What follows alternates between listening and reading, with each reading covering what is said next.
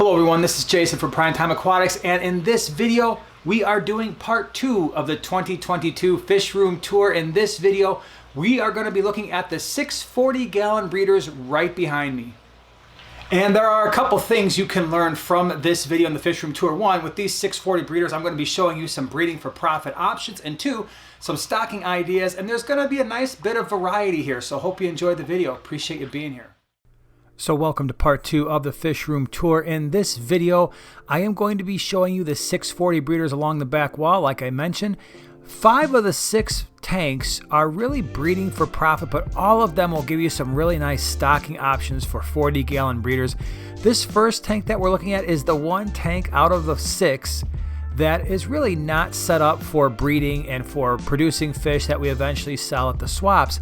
This one is just fun to look at, and we've got some fish in here that I really enjoy. Obviously the centerpiece fish of this tank are the 2 angelfish. We have a pair in here, and that's the marble angelfish and the standard veil tail that you see. And then of course we've got some of the more schooling, shoaling type fish. These Congo tetras are awesome. We did lose the largest male. It had really nice long fins. Unfortunately, that male got lost. So we've got those Congo tetras. You'll also notice in the background throughout the video, we've got the Harlequin rasboras as well. And this combination has worked out really well in this tank. The other fish that we have in here that you're not going to see because they're usually hiding somewhere, we do have a blue phantom pleco in this tank, along with a couple super red bristlenose plecos. So they are in here as well, just kind of cleaning up algae. Plants, we've got a lot of different types of plants that Joanna put in here a while back. Some anubias, we've got some crypts in here as well, and even a little bit of jungle val, and that seems to work well with the inhabitants, along with the rockwork and the driftwood. In this tank, we've got just the one sponge filter running. We have a 3-foot Phoenix Stingray light, with this being a 40 gallon breeder, so that's the lighting that we have. It also has a background from Universal Rocks, and I really like the way that it kind of brings in a more natural feel to the tank itself, but this is definitely a great tank for us to look at.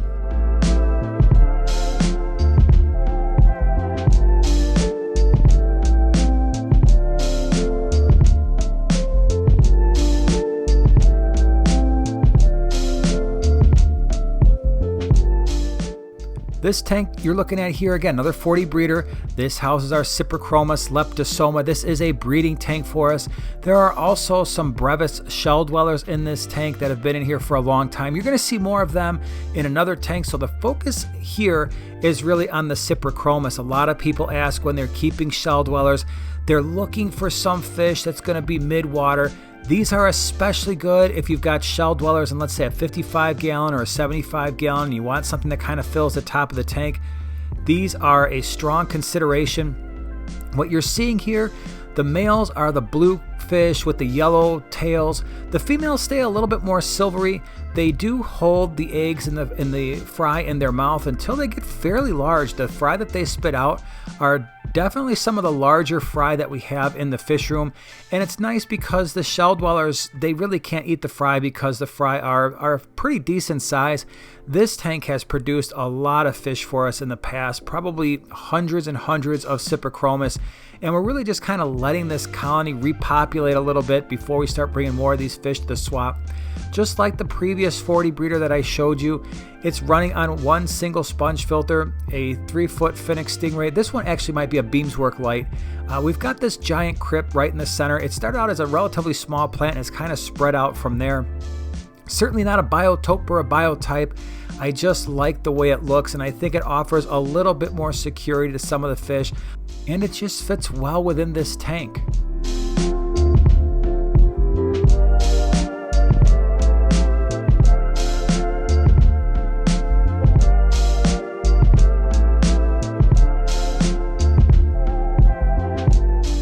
This 40 breeder houses some Neolamprologus multifasciatus, otherwise known as the multi-shell dweller.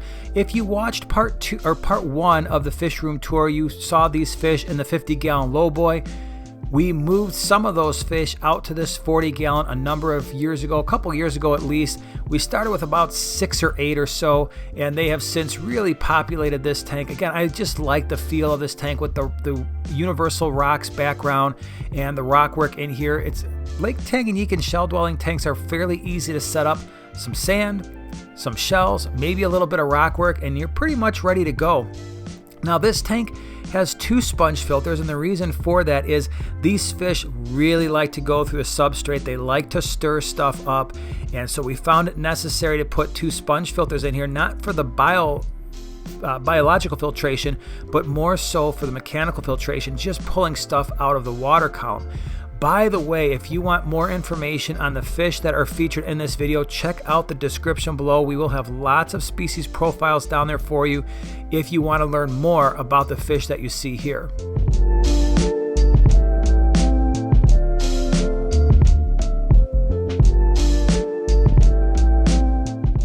If you've never had cichlids or never had a shell dweller tank in the past, this is definitely one of the fish I would recommend. It's usually the shell dweller that most people start with. They're relatively easy to breed, easy to keep. You want at least a 20-gallon tank just to be on the safe side. Like I said, we've got the 40-gallon breeder here, and that's just more to give them some more space, breed a little bit more readily.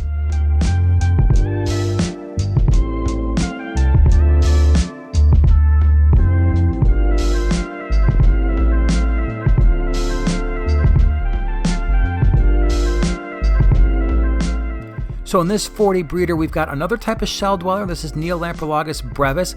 I mentioned them as being tank mates with the Cyprichromis in the 40-gallon breeder I showed you earlier. I really like this shell dweller because it's a little bit different than the Similis or the Maltese I showed you in that they don't get the stripes. So they have more of a silver color, a solid silver color, and their faces tend to get a little bit more bulldog-like, and they have a little bit more blue in the facial area. We have 6 or 7 in this tank right now, and we're just getting this colony started. In fact, I haven't even added the shells yet. We're going to be doing that here very soon, but with the rock work that's in here, they are feeling secure in their habitat. But this is going to be a future breeding project for us. Again, just like a lot of the other 40 breeders, we've just got the 1 sponge filter here, 1 3-foot Phoenix, old Phoenix light, and we've got a little bit of a darker substrate. For the brevis, it doesn't matter as much if the substrate is darker or lighter. Here they're showing off some pretty nice color even with the darker substrate, but we're looking forward to getting these guys up and breeding and adding these to the shell dwellers that we offer when we go to our swaps.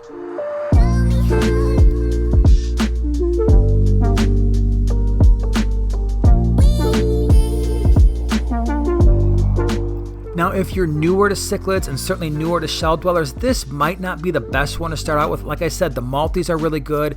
Neolamprologus similis from the first part of the fish room tour would be good. These are okay, but again, they're going to require at least a 20-gallon tank, and I find them to be slightly more assertive or maybe a little bit more aggressive than the other shell dwellers I've shown you so far.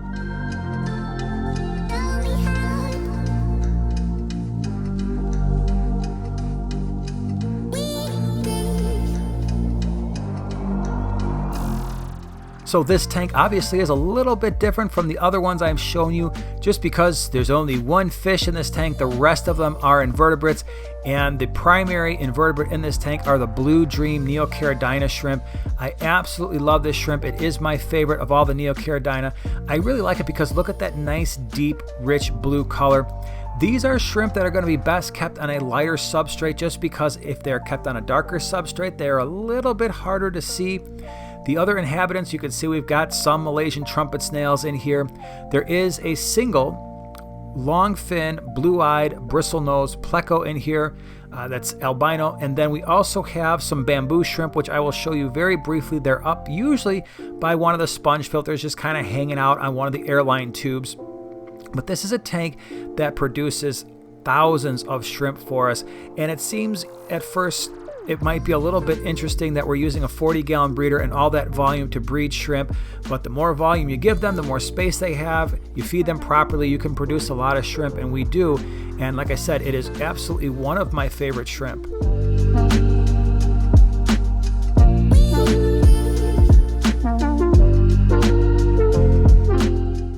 bamboo shrimp are up there. It's really kind of hard to see. You can see like the backs of them, the little gold stripes. That's them up there doing what they do.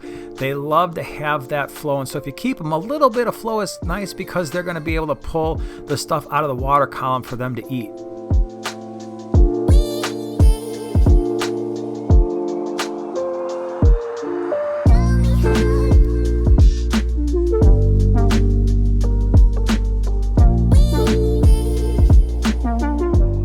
This last tank is our Bristlenose breeding tank. We get both the standards and the albinos here. You can see some of the larger males right outside of their caves. There are also a lot of Malaysian trumpet snails, but that's just what happens when you're breeding Bristlenose sometimes. This tank at one point was housing a lot of Bristlenose, and we've thinned it out, and now they're producing more fry for us. So this was part 2 of the 2022 fish room tour. Wanted to show you these 40 breeders, and the next one we'll finish up this side of the fish room. We'll show you some larger tanks, some different types of fish. Again, if you want more information, check out the description below. We'll have species profiles down there for you. Appreciate you being here, and we'll see you in the next one.